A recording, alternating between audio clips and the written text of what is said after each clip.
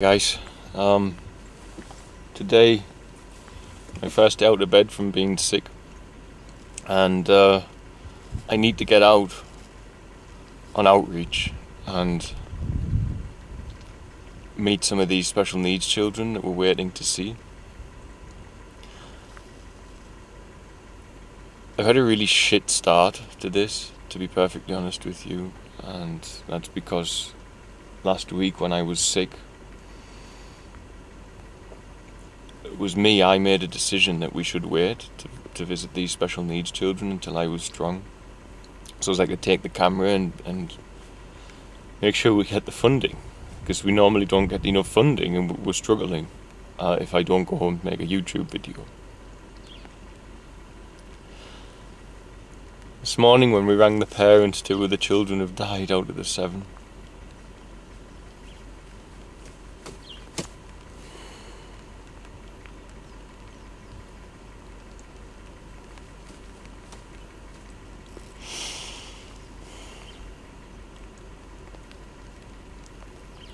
Stupid decision. I thought if they've got parents who are talking on the phone, then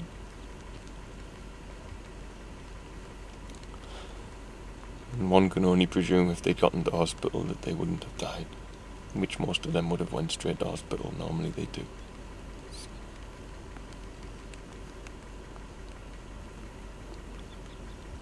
Shit start to the day. And now I need to sort my head out and go and get the other 5. I'm sick of this sickness and all the trouble it's caused.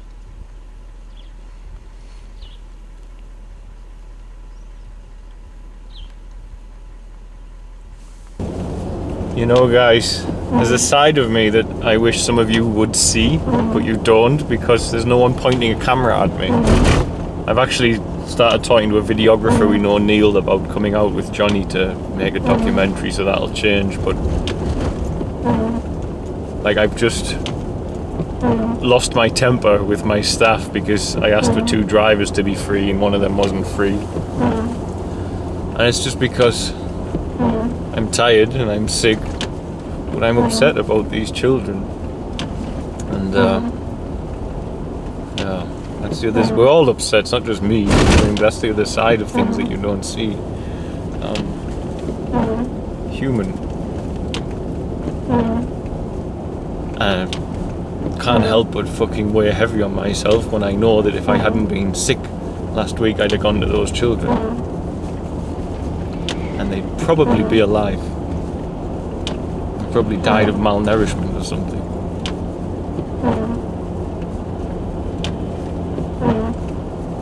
It's enough to drive a man crazy sometimes. So you've just got to hope and pray that God spares enough angels to watch over them until you get there.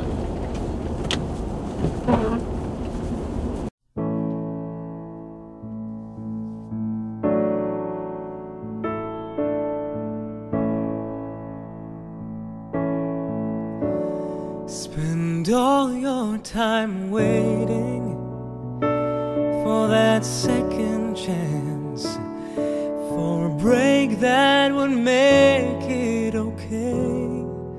There's always some reason to feel not good enough, and it's hard at the end of the day. I need some distraction. Oh. Every outreach in the mountains is treacherous in itself. I've had myself stuck up in mountains where I've gone up when it's dry, it started raining and couldn't get back down because the roads are like ice. It's just a thin layer of slime over the top and it's really horrendous. So everything you do on outreach is always that little bit more strenuous.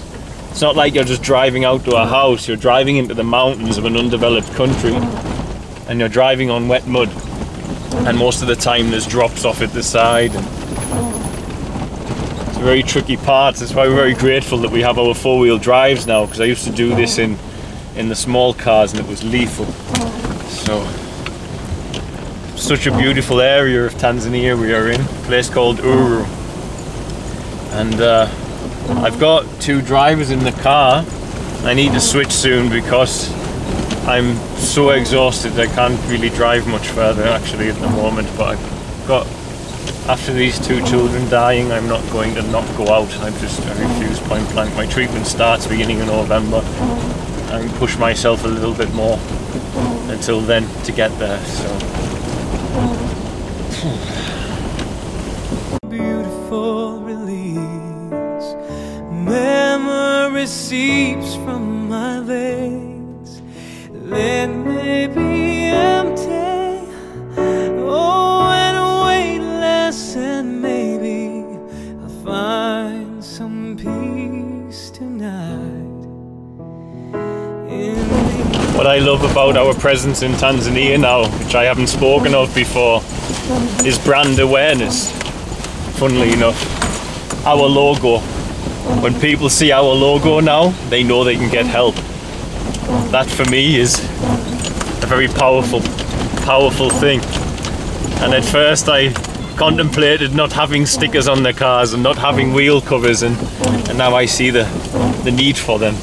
So, right, I better start concentrating because the roads are getting pretty treacherous. I might even need to let some air out of my tyres, I think, because the return journey is downhill and I'm sliding going uphill in a Toyota Land Cruiser, so should be interesting.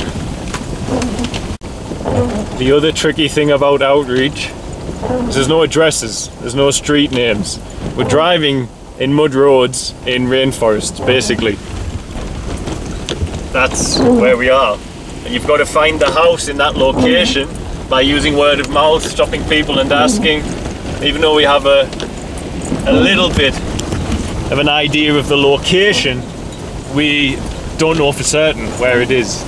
So, and this is a very underdeveloped, well, there's electricity up here, which there's not at Featherstone. It's an underdeveloped part of the country. A lot of poverty up here, and a big problem with alcoholism up here as well. Big problem. Every time I've worked up here, I've had to deal with a lot of strange people with regards to alcohol. So, but we're constantly climbing here. We're deep in the foothills of Mount Kilimanjaro.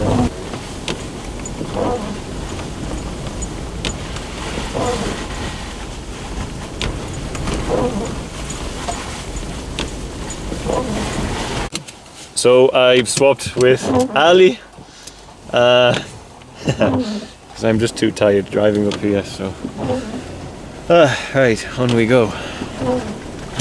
Arms of the angel, fly away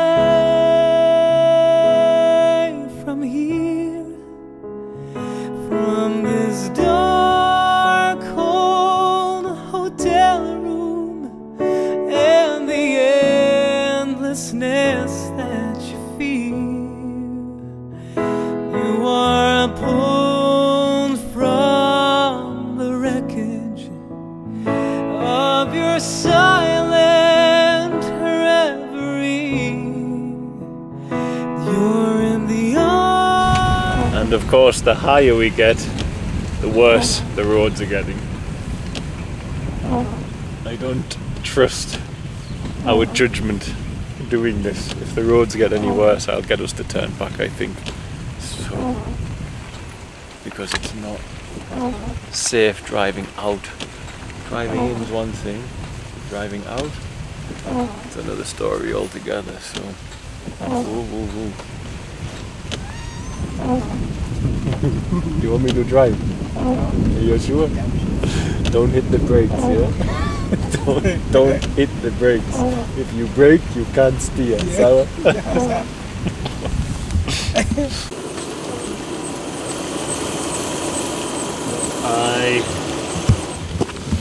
I'm going to keep trying, but I'm thinking about calling this off because we have zero traction, zero grip, and we're going downhill and the car's sliding left and right. So I've took over from Ali because I've got a few more years experience driving than him. So let's see how that goes.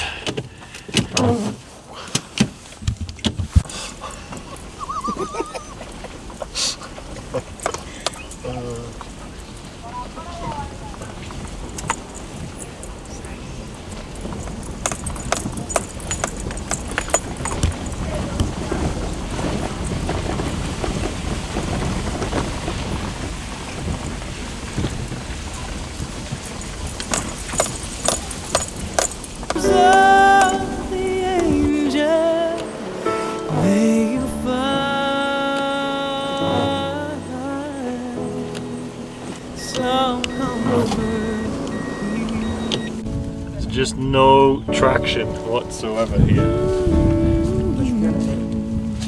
Oh, okay.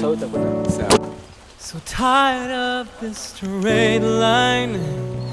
Oh, and everywhere you turn, there's vultures and thieves at your back.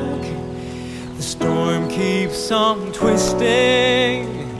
Keep on building the lie that you make up for all that you lack.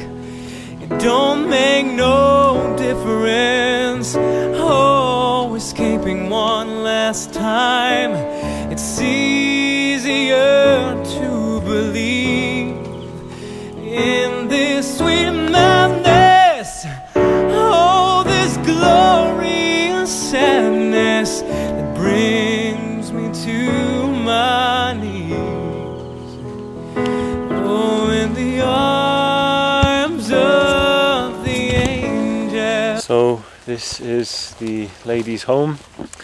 She has a beautiful little girl with hydrocephalus and spina bifida. She loves this child very, very much, and I'm trying to convince her to come closer into us. She's right up in the mountains, no water, no electricity, no support, nothing. She's got this house that was her grandmother's, and that's all she has. None of the land is hers. So she's very reluctant to leave, because it's all she has left, I guess, this area, the memories, you know, which is a bit sad, but she should leave. She should leave. There are family members who have all of this and they're not helping her.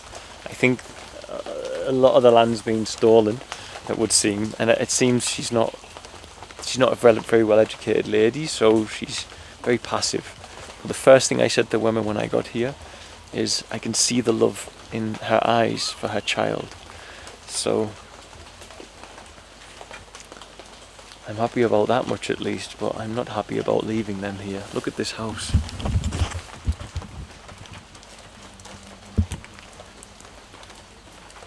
I mean, literally see inside.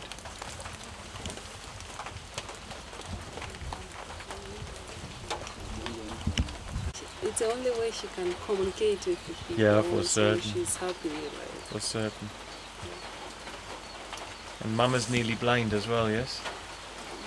Yeah, not, she sees but not clearly. Okay. She said like this area it's easy because she has been here for a long time, so she knows around, she can sense, she can go everywhere. Okay, yeah.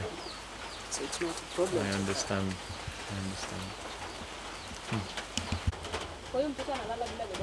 So there's the bed. And even next to the bed, you can just put your hand outside. Same here, but they've covered it with a sack.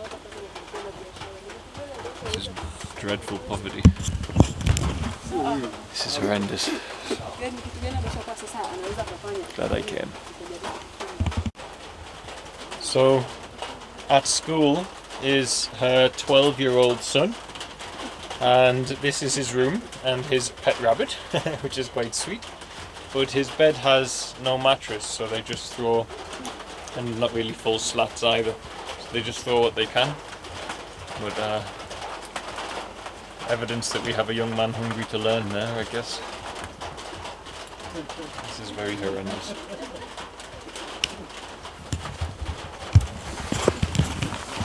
Very big poverty here. very big poverty.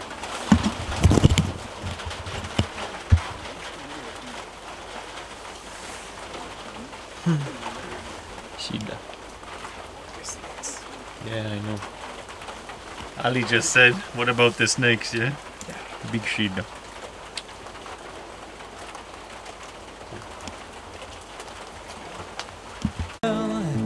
Fly away from here, from this dark, cold hotel room, and the endlessness at your feet. You are pulled from the wreckage of your silent reverie. You're in the arms of the angel. May you fly. So, we made it, and things are horrendous for this lady and for Quinny. Quinny's the little girl. They have nothing. They've got hardly any food. They've got no shelter pretty much. They've got no water here. At least the son's in school by some program they got access to. And a long time ago another NGO provided an operation for Quinny to stop the swelling. But that NGO is not offering any further support. So this is one of the battles we have. People like this are very uneducated, and these are proper tribal lives you're looking at. I mean, living up in the mountains in a house like this, no running water, totally tribal way of life, and I respect, I admire, and I love it. It's a very beautiful way of life. But with a child like that, trying to tell people that there's a better option is tricky. And as you know, it's now raining, and as I said earlier, 2 children who were on our list, just like Quinny, have died in the last week because we didn't get there in time. So sometimes we have a little bit of a battle to try and find the best solution. This child must stay with her mother. The mother's love is very clear in her eyes. I always watch the eyes of the mothers and see how healthy the children are, and I know from there. But there's also a lot of problems with the mother's mentality. She's nearly blind, and this is the only place she's ever known. She doesn't want to leave it. But what's best for her children would be to leave it, because she doesn't have any land. She only has the house, and the house is not hers. It was her grandmother's, and because she has a few mental problems, the rest of the family have said, you just stay there.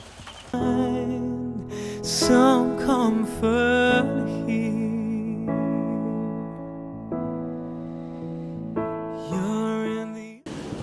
That's one done. This is the house next to the road. How beautiful it is here. Right, now we have to get to the rest of these children this week because I refuse to have any more deaths on our hands. I don't know if we'll get to any today because the weather is horrendous, but we shall see. I just pulled over to get Ali out my car and found 2 of my boys with one of the caregivers. So you're heading off to get some clothes repaired, yes? Yes. Yeah, okay, so